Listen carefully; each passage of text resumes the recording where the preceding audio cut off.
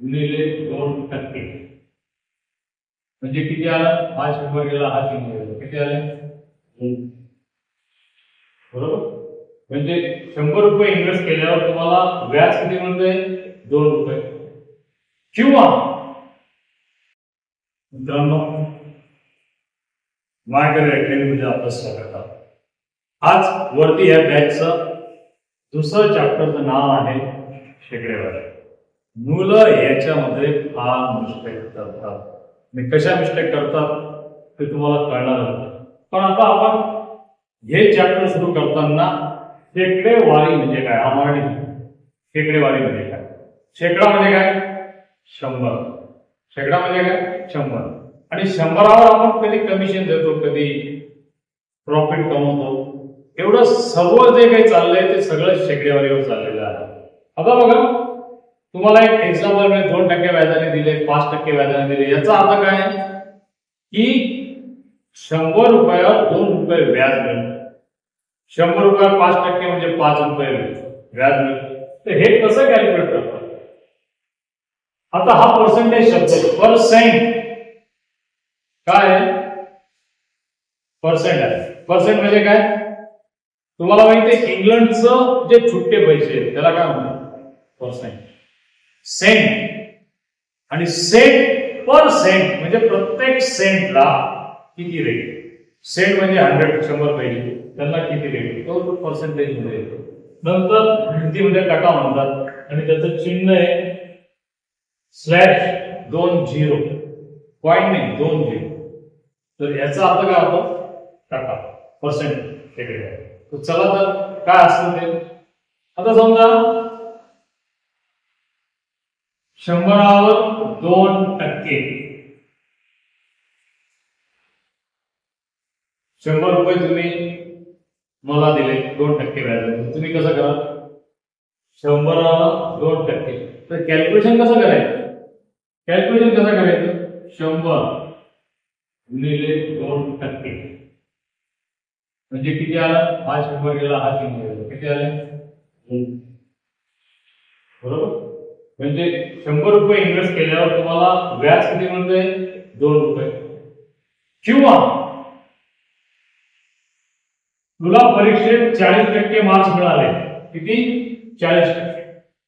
एक XY Z व्यक्तीला 40% marks मिळाले. म्हणजे काय? 100 पैकी पेपर होता, त्याला 40 मार्क्स मिळाले, 40% मिळाले. याचा अर्थ काय आहे? त्याचा 100 मार्काच्या पेपर पैकी त्याला किती मार्क्स मिळाले? 40. एकदम सिंपल आहे. तर आता मी तुमच्या समोर काही 8 गणित देणार आहे. Simple calculation. त्याच्यावर आपण वर्ड प्रॉब्लेम घेऊया कसे असतात ते. पण बेसिक जे आहे ना त्याच्या ह्या चॅप्टरला तुमचं काय काय आहे मध्ये? एक ते पहिले शेकडेवारी. दुसरं चॅप्टर आहे तुमचं सरळ व्याज, चक्रवाढ व्याज. हे 2 चॅप्टर ते बेसिकली याच्यावर डिपेंड आहे. जर तुम्हाला हे समजलं तर हे चॅप्टर समजायला सोपं जाईल. नंतर एक तिसरं महत्त्वाचं चॅप्टर आहे नफा तोटा. हे चॅप्टर सुद्धा पर्सेंटेजवर डिपेंड. जर तुम्ही हा पाया मजबूत केला ना तर हे 3 चॅप्टर तुम्हाला आरामात इझिली सॉल्व्ह होईल. तर मी तुम्हाला आता प्रॉब्लेम सांगतोय. ते प्रॉब्लेम्स तुम्ही कसे सॉल्व्ह करायचे हे बघा. ओके. मुलांनो शेकडेवारीचे हे 5 प्रॉब्लेम तुम्हाला दिले, बेसिक प्रॉब्लेम्स. तर हे कसे सॉल्व्ह करायचे? कारण हे जर तुम्हाला कळलं ना तर मी तुम्हाला शेकडेवारीचे जेवढेही प्रकार आहेत तेवढेही प्रकार एक समजून देणार आहे. पण बेसिक तुम्हाला हे माहिती पाहिजे की पर्सेंटेज कसे काढतात. तर बघा 1500 4%. आता मी तुम्हाला पहिलेच बॉडमानचं चॅप्टर शिकवलं, तुम्ही पहिला बघितलं असेल. तर चे म्हणजे काय? गुणाकार. चे म्हणजे काय? गुणाकार. मग आता 1500 4%. बरोबर. आपण काय केलं? फक्त वर्डचं आता सिम्बॉल मध्ये कन्व्हर्जन केलं. आणि आता बघा ह्या 100चे खाली 2 झिरो छेदका 2 होते, आउट विषय संपला. 15 गुणिले 4 किती येतं 7.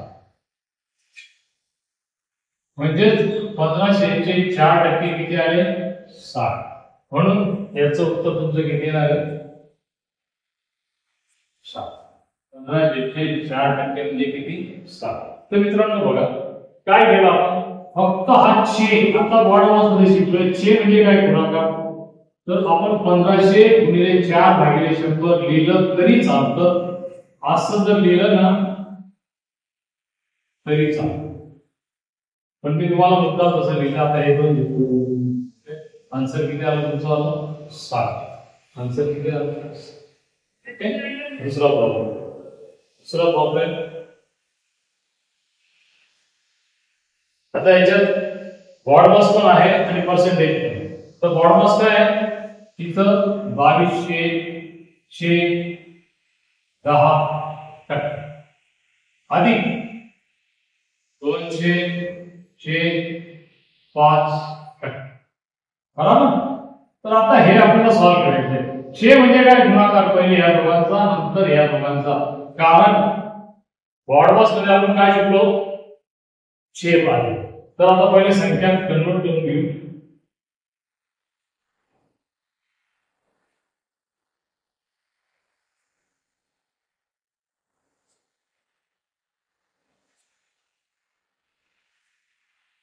आता 10% म्हणजे काय 10 100 पैकी 10 तर लिहितो की नाही 10%.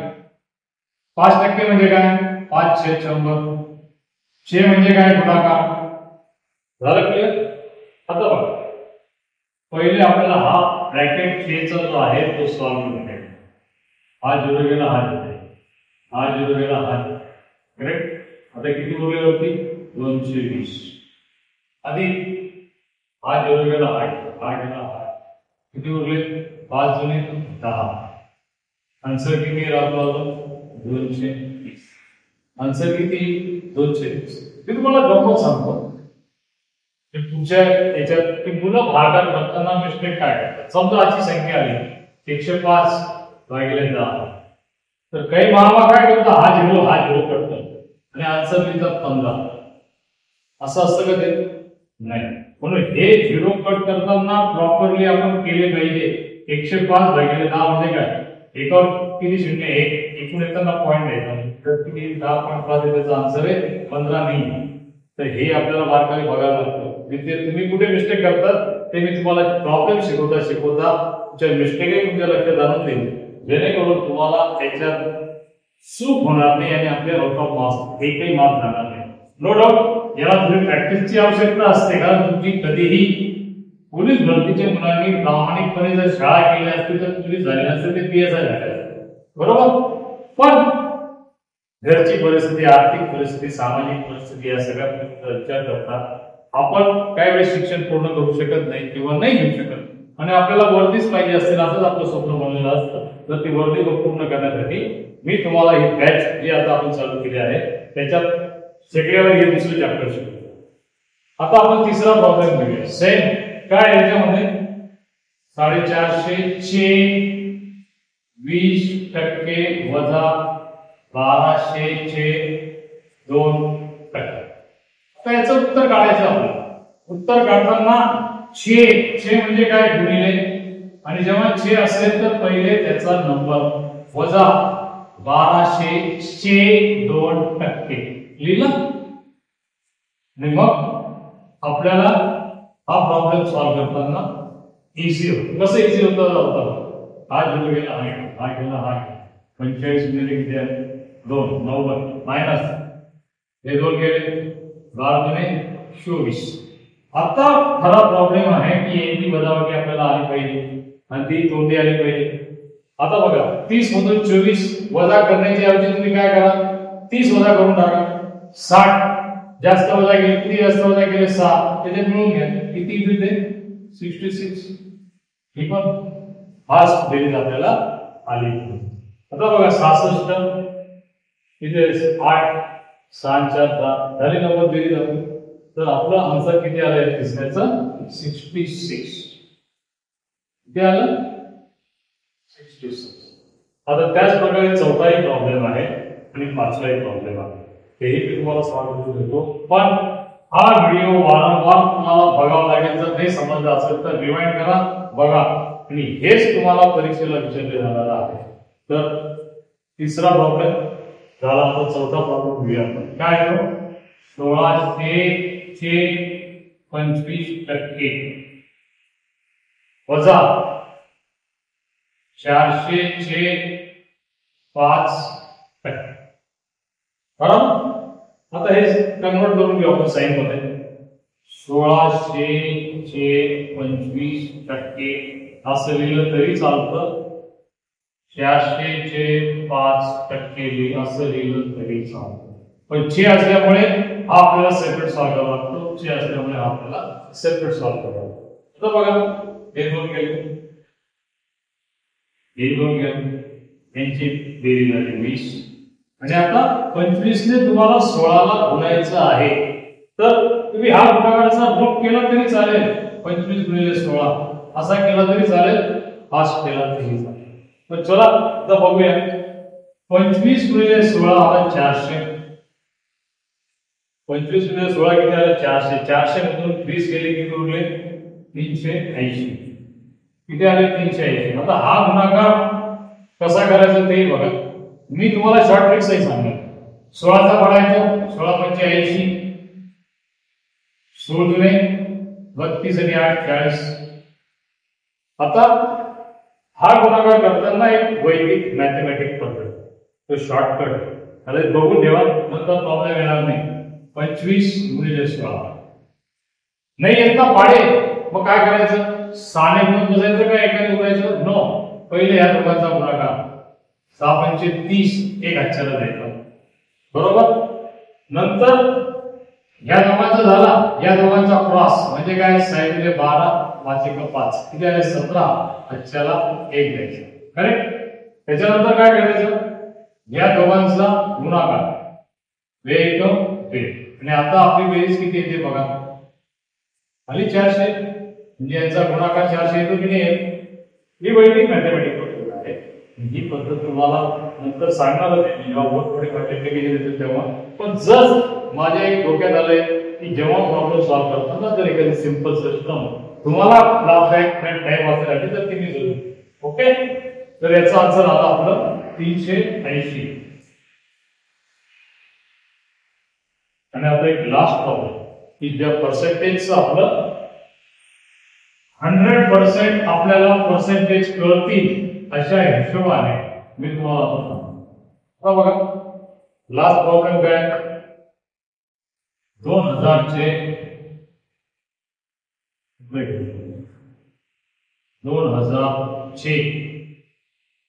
30% अधिक 900 चे 10%.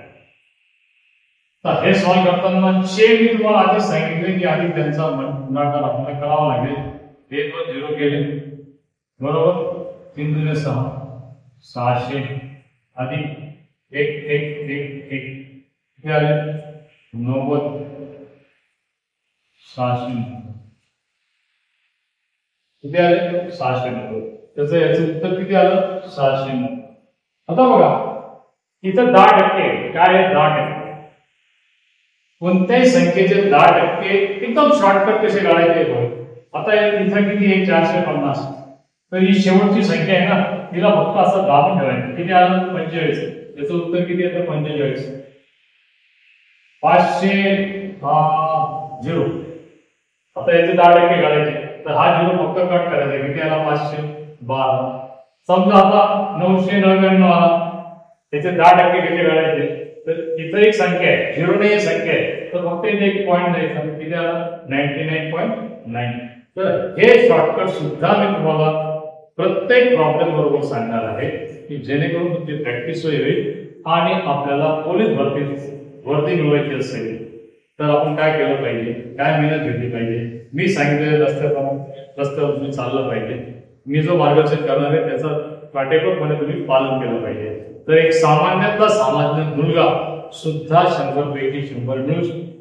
माझ्याकडे तुम्हाला बरेच नावं सापडतील. वैभव माने आहे, पार्थचंद आहे, कल्पना आहे. त्याच्या किती मुलं मुली आहेत की ज्यांना काही येत नव्हतं. वजाबाकी कोण करायची, बेरीज कोण करायची, काही नाही. भागाकार गुणाकार ते लाभचे राहिले, तरी त्या मुलांनी माझ्या सांगितल्याप्रमाणे मेहनत केली आणि 100 आउट ऑफ 100 मार्क्स घेतले.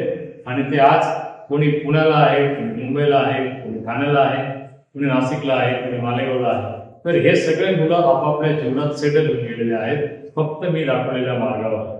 ओके फ्रेंड्स, तर व्हिडिओ तुम्हाला कसा लागला तर लाईक, शेअर आणि सबस्क्राईब जरूर करा.